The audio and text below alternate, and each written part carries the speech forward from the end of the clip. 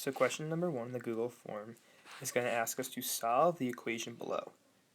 Now the equation is already set equal to 0, so we don't have to worry about rearranging our equation to set it equal to 0. Our first thought is going to be, can we factor out a GCF? And we're looking at our terms, 5x cubed, 20x squared, and 15x. In this case, we can factor out a GCF, and we can actually pull out a 5x. So we pull out a 5x, we're going to be left with 5x on the outside, and then we have x squared plus 4x plus 3 equals 0.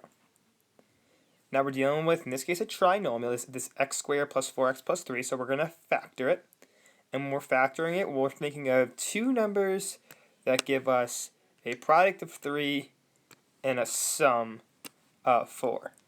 And if you're going through those numbers, you might say, well, it has to be 3 and 1. We don't really have many options here. So we're going to factor that trinomial. So we have 5x, don't forget to include that.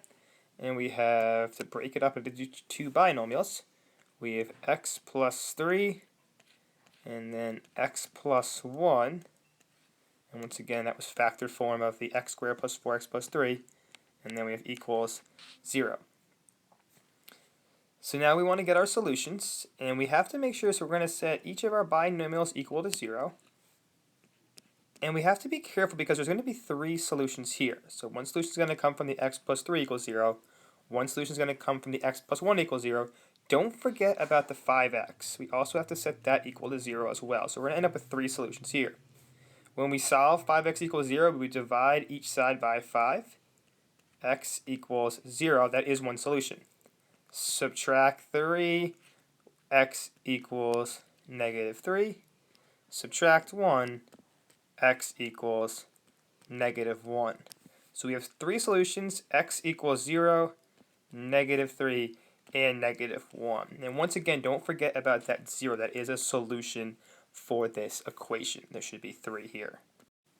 So in this second example, it's going to ask us to solve the equation. And please write your answer as a fraction separated by commas. Example 1/2 and negative 1/2. So once again, we want to solve the equation. Now before we worry about factoring, we have to make sure we set this equation equal to 0. Right now it's equal to 625. So in order to do that, we're going to subtract 625 from each side. That's going to leave us with 900x squared minus 625 equals 0. So our equation now is set equal to 0. Now we can factor out a GCF. So let's think of a GCF we can factor out. So the GCF we can factor out is actually 25. That's actually the greatest common factor. So we're going to factor out a 25. And we're going to be left with, so 900x squared. And if we're factoring out a 25, we end up with 36x squared.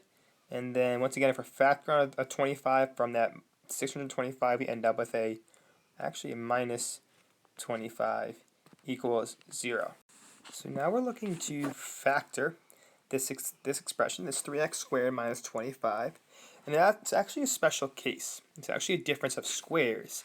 And if you remember a difference of squares from those special case days, difference of squares, we have a square subtracted from another squared. And when we factor difference of squares, we always end up with this kind of plus and minus. That's a special case. So once again, if we're factoring this 3x squared minus 25, it's a special case to difference of squares. It's going to follow this format. So if we're factoring that, we'd end up with 25. And then we have, well, 6 times 6 gives me 36. So 6x.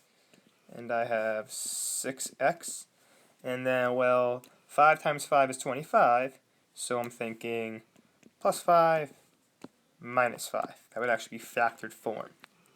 So we have factored form, and now we're going to set each of these expressions equal to 0.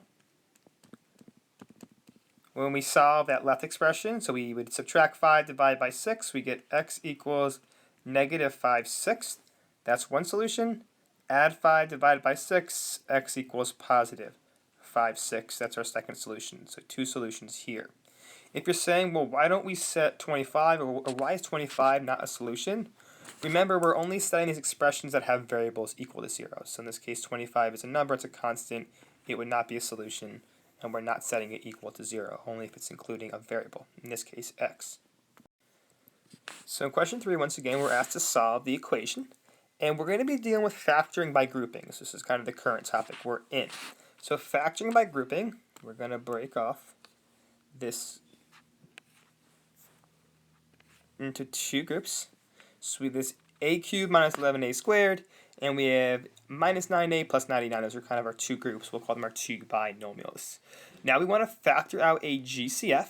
So in that first grouping, that a cubed minus 11a squared, that first binomial, we can actually factor out an a squared. Not just an a, but actually an a squared. So we'll factor out that a squared, a, and we're left with minus 11. In that second grouping, we're going to factor out not just 9, but actually a negative 9. So we're going to pull out a negative 9 here. And we're left with a, and just be careful, it's actually going to flip signs, minus 11 equals 0. Okay, so we factor out those GCFs, and remember those rules. A squared minus 9 as our first binomial, and we have that a minus 11 as our second binomial. Now there actually is one additional step to do here. Our answer wouldn't just be 3 and 11. This actually can be factored further. This a squared minus 9. And we can actually factor this a squared minus 9. Similar idea to that previous problem. We could factor that a little bit further. A plus 3 and a minus 3, that difference of squares, special case. And then we have a minus 11 equals 0. So we actually have three solutions here. We have when a equals, well in this case, minus 3, when a equals 3, and when a equals 11. So three solutions here for this problem. So in this last question in the Google form, once again we're asked to solve the equation. Our first thought is going to be, can we factor out a GCF? Well, in this case, we can factor out a GCF. We can pull an x or a 1x. So we're going to factor out an x, and that would leave us with, well, x on the outside, and we have this x squared minus 81 equals 0. Now, once again, we're dealing with a special case, this difference of squares. So we're applying that logic. So for factoring that x squared minus 8, we actually end up with x minus 9 and x plus 9, that's a special case, equals 0. Last but not least, we actually have three solutions here, so be careful. Make sure we're accounting for all three solutions. We have, well, when x equals 0, we have x minus 9 equals 0, and we have x plus 9 equals 0. So one of our solutions is when x equals 0. Another one comes from when x equals 9. And finally, another one comes from when x equals negative 9. So three solutions, 0, 9, and negative 9.